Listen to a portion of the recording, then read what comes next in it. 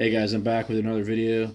Today this video is going to be about why the YZ250 is good for the woods in 2024.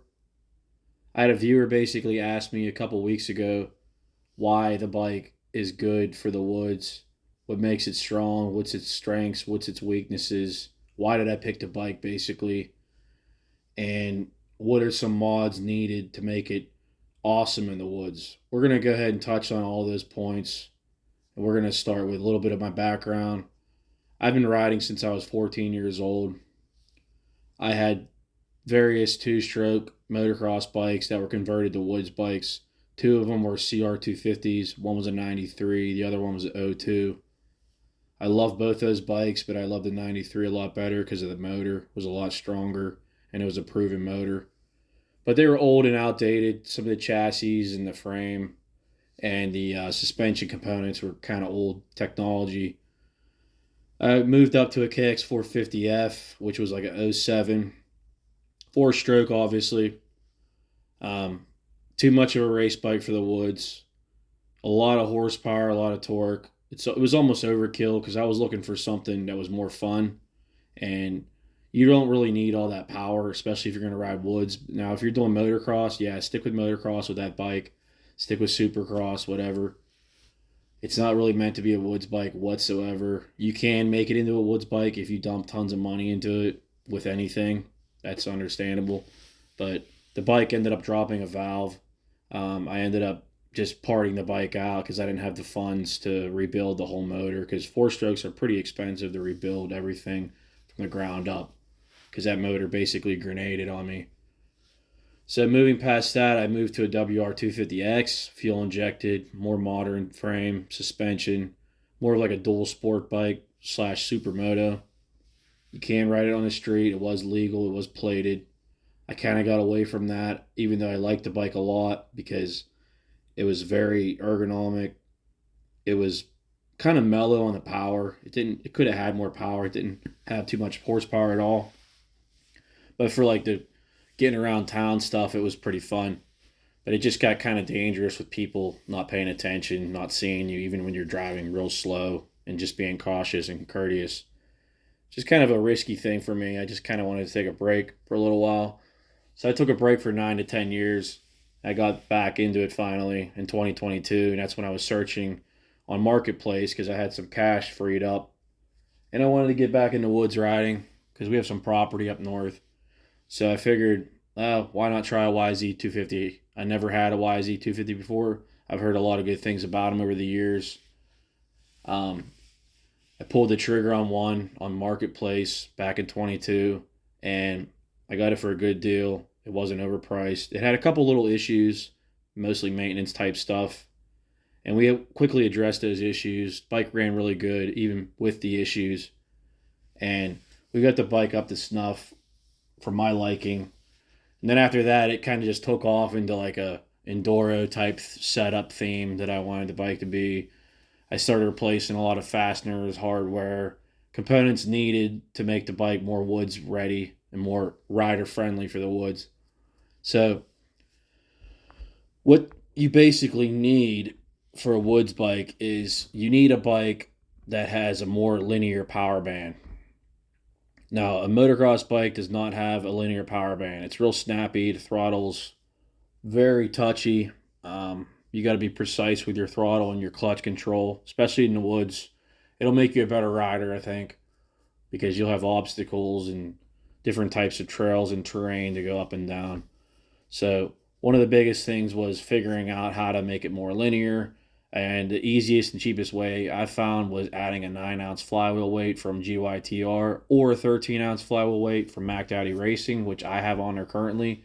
It slows down the engine. It gets rid of some of the snap and the light switch feeling from the power valve and the two-stroke power band kicking in. It helped out a lot with stalling issues. Definitely one of the first mods you should do in general for the bike to make it more tractorable. And if you don't like that, you can always do a head mod, send your head out to get it cut and reshaped for whatever octane and whatever responsiveness you want in your bike and your motor. So one of the major factors in picking this bike that I picked, the YZ250, was the simplicity of the engine. Anyone can install a top end on these bikes. They're very simple. There's no valves up top. You only have a piston and connecting rod and two moving components in the motor. So that made everything so much easier. Peace of mind when you have to do maintenance, do a piston, rings, all that stuff. So the engine has basically been the same since '99 to the current. There's nothing wrong with it. It's always been strong. It's always been a good motor. It's been really reliable for a lot of people. There's plenty of power and torque. The motor is proven. The parts are readily available, and the aftermarket is insane. The newer YZ250X head has a lower compression head than the 5UP head. The 5UP head is what's on this bike because it's a 2006. They changed the gear ratios. I think third, fourth, and fifth are wider.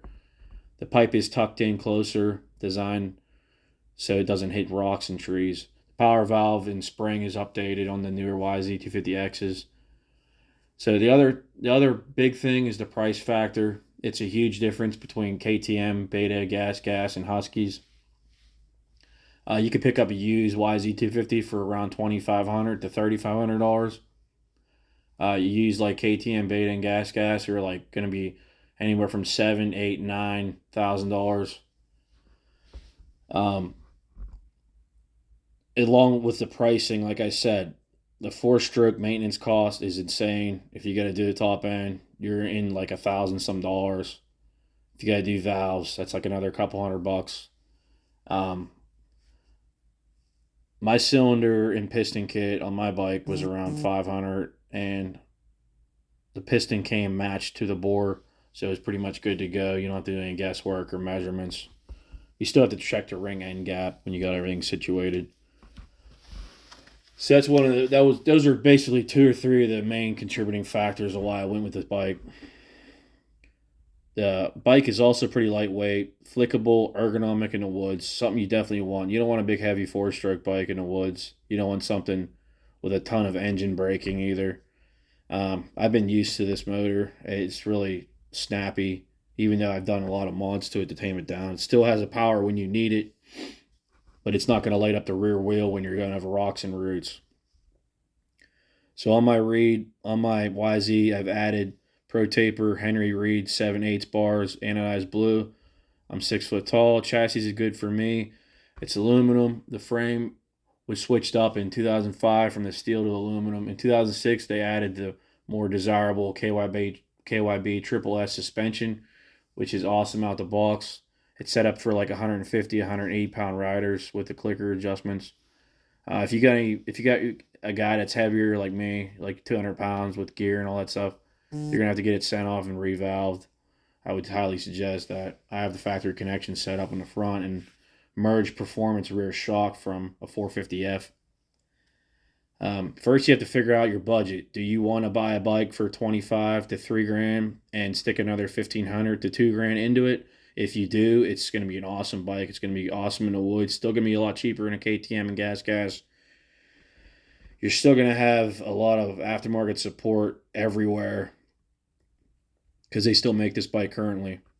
The bike can be set up perfectly for weekend riding or enduro racing, hare scrambles with just a few simple mods.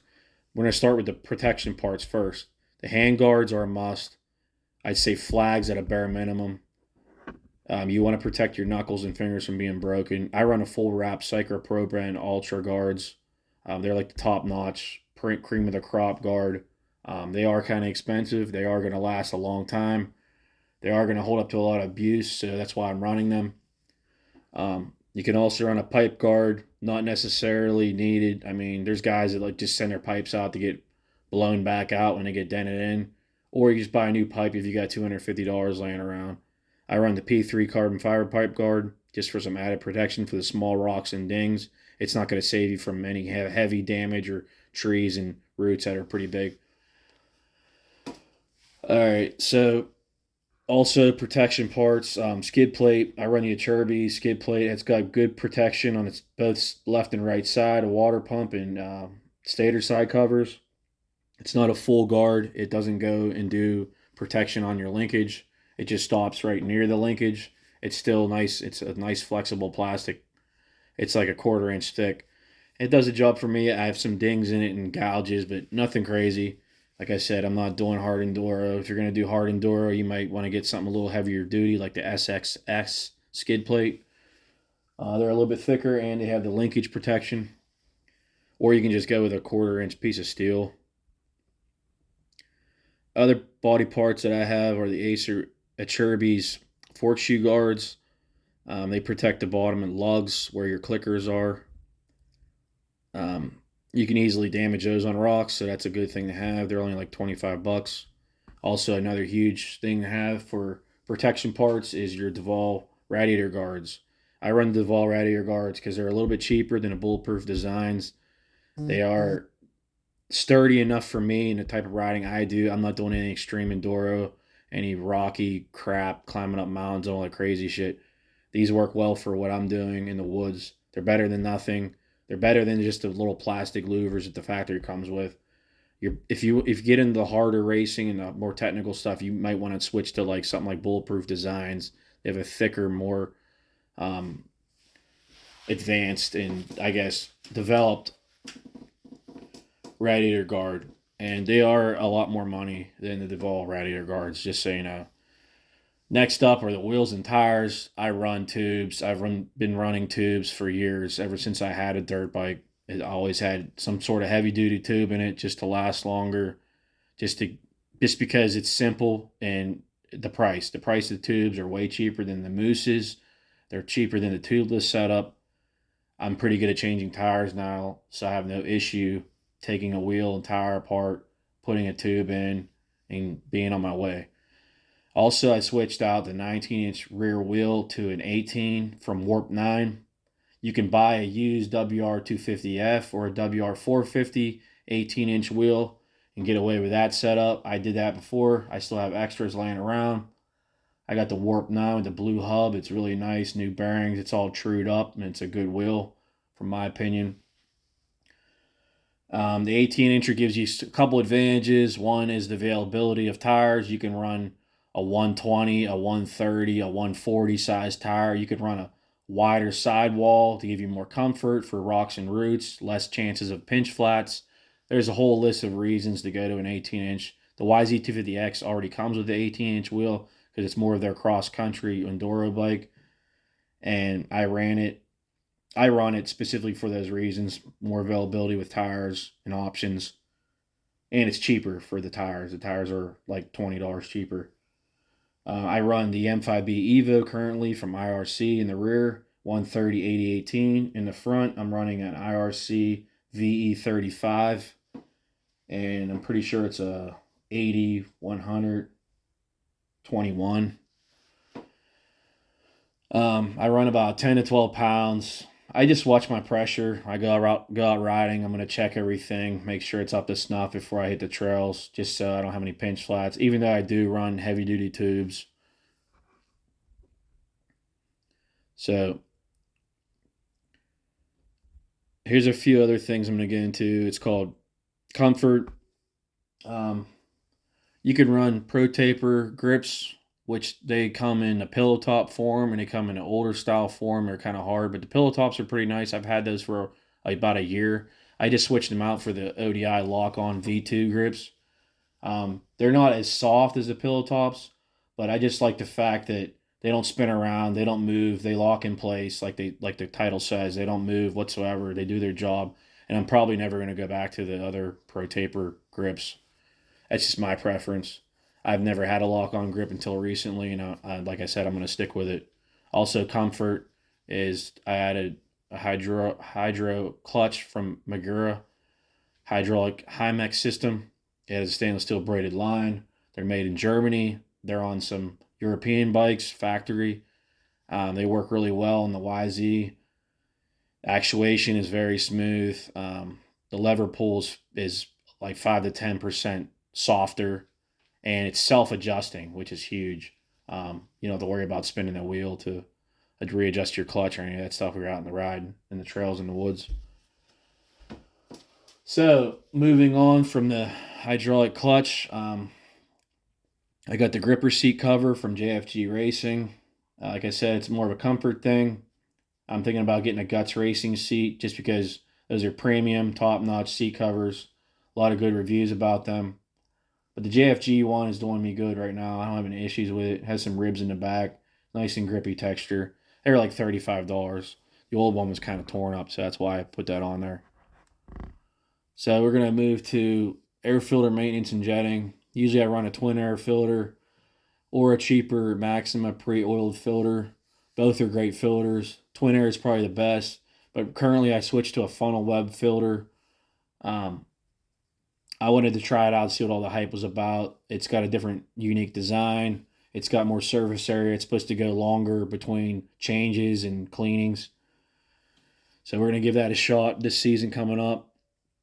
Do your bearings and linkage. I always lube mine every 30 hours, keep everything fresh, because it's cheaper to do that than replace all the crusty, rusty needle bearings that fall out of your linkage and swing arm.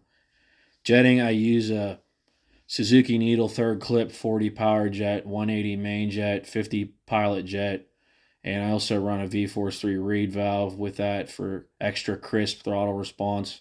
Yes, I do have it jetted a little rich because it's winter time right now where I'm at currently.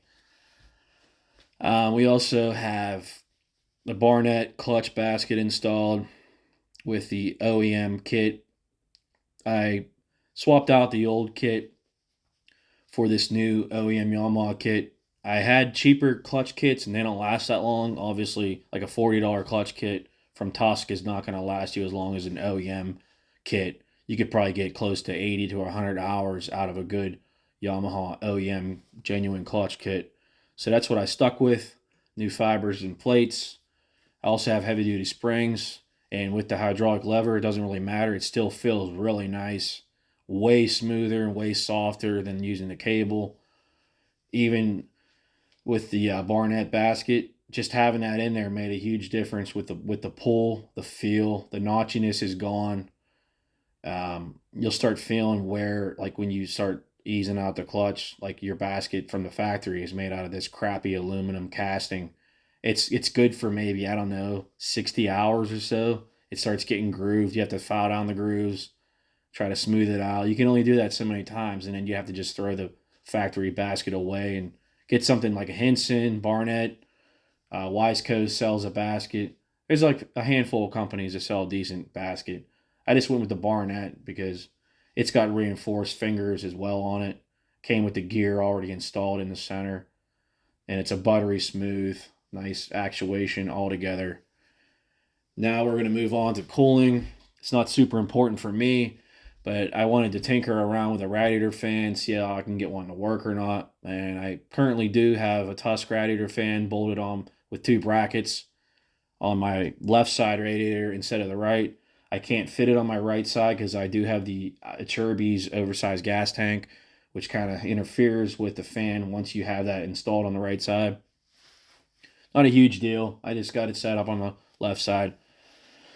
So the radiator fan from Tusk is digital. It has a little tiny meter that sits inside the fins, and you could program it to be set at whatever temperature you want it to kick on at. And I have mine set for like 190. In the summer, it does kick on for me. It depends on how technical I'm getting in the woods.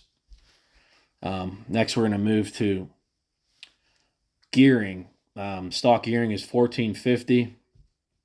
I have mine currently switched to 1350. I feel like that's a really good medium going down one tooth in the front. It's also cheaper.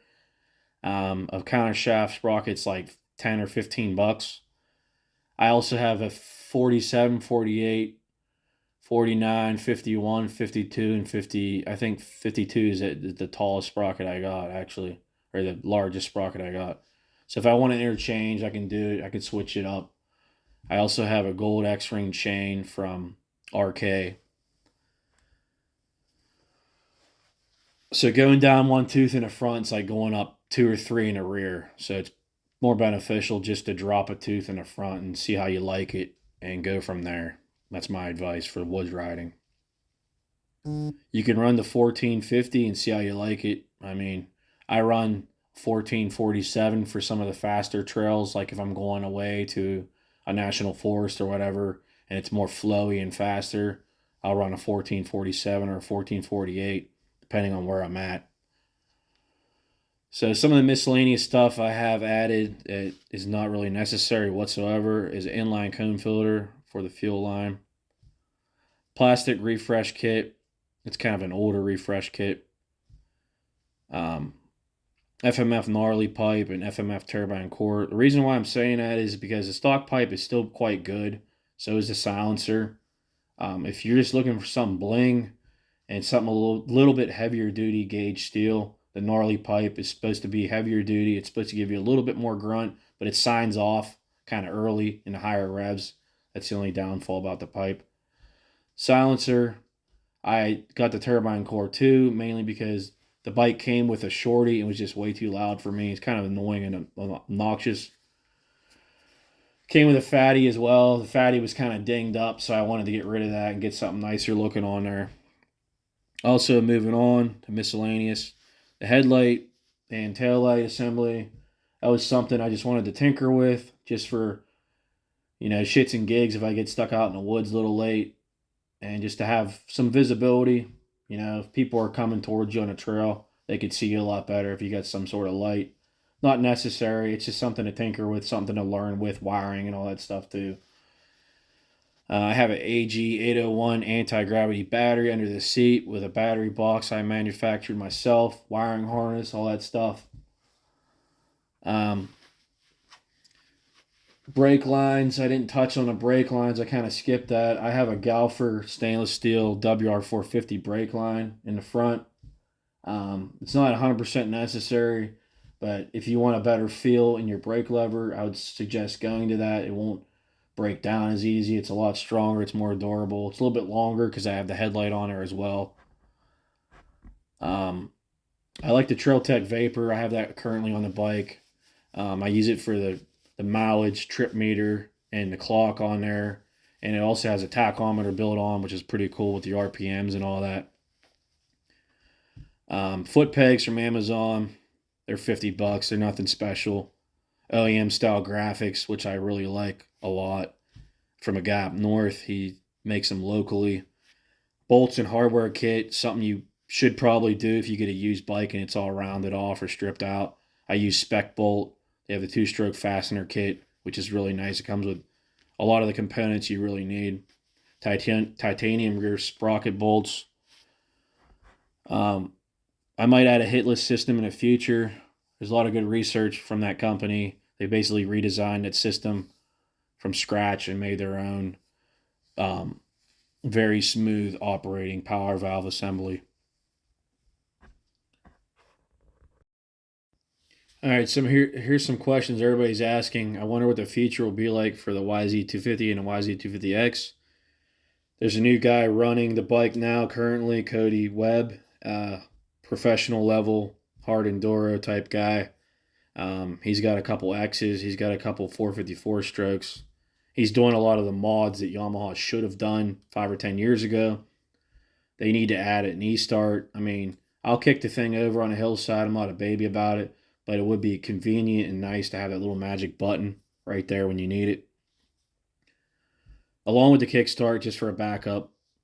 They also need to add some type of fan for the guys that are into harder stuff and desert racing and different climates. Yeah, you want some kind of fan, just because when you're in a technical situation, your bike could boil over. I mean, you could run Evans or engine ice as well. But a fan would be nice from the factory, because they're already making fans on their 4-strokes. They're already making the e-starts on their 4-strokes. The YZ's kind of like left behind with like the European bikes, not counterbalanced. It's not fuel injected. It doesn't have an electric start. It doesn't have a hydraulic clutch. There's like 4 or 5 different things that people are just looking for to update the YZ with. There's only one other company that basically ran with the YZ body and engine, and they bored it out to like a 300, and it's this company called Fantic in Italy. They have the FE300. It's fuel injected. It's got the e-start. It's got the electronic power valve. It's got the hydraulic clutch. But I don't think you get a kickstart with it as a backup. I think they took it away. But anyway, it's an awesome looking bike. It looks like a top-notch bike. It looks like a YZ basically, the frame. The body, the motor even looks like a YZ.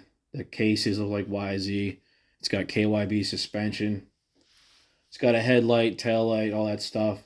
Really cool looking bike. It's basically a modernized YZ that some Italian company just whipped up. And I'm like sitting here, everybody else is sitting here. Why isn't Yamaha doing this? Why isn't Yamaha taking notes? I'm sure the bike will probably go up like by $1,500 or something.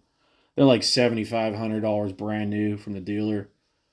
So I'm pretty sure people will be okay with that price point, like $8,500 or somewhere around close to $9,000, which wouldn't be too bad. But you're getting into KTM territory, $10,000-$11,000.